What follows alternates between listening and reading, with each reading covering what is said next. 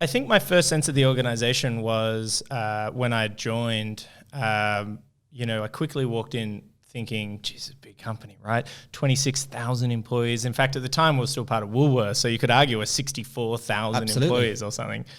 So you walk in and you get this vibe.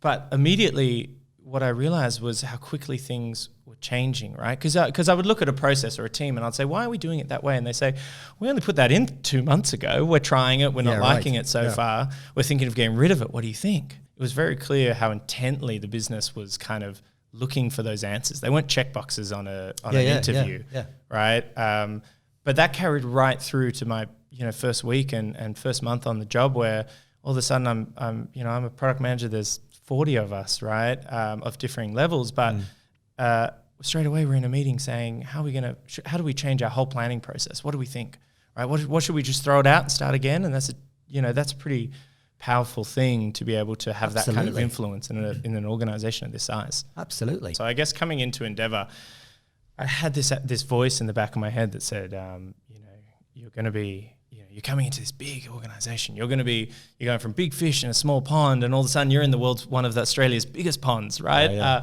Don't mess it up. Not to mention, so many customers.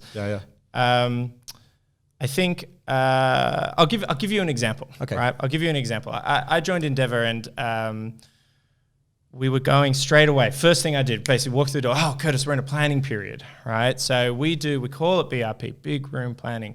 Okay. You've got a week to put together a roadmap. You get your team together. You talk about how you're going to build to the roadmap you put together.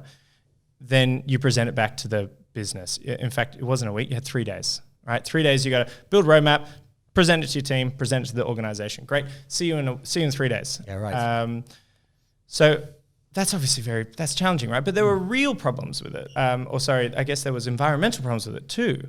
We were doing this every quarter, right? Okay. And that means you've got one of these planning periods, and this is as I joined right in December.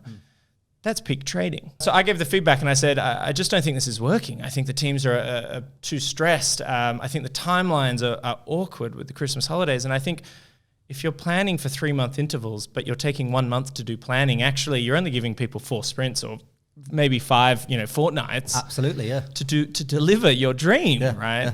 Yeah. Well, today, as of last year, the entire organization, 28,000 people now do their planning in terms or trimesters, right? And so, so that was a recommendation I had. Let's plan in 4-month chunks.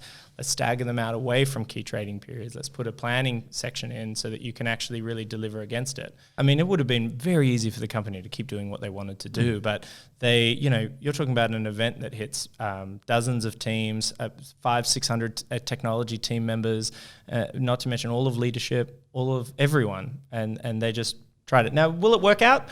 I hope so. But if it doesn't, do you know what? I know for a fact no one's going to come around and say, oh, well, whose terrible idea was that, right? It was It was something we tried, something we're trying. It seems to be going well so far. We're literally in our first trimester, and we're starting to plan for the second. So fantastic. Here we are.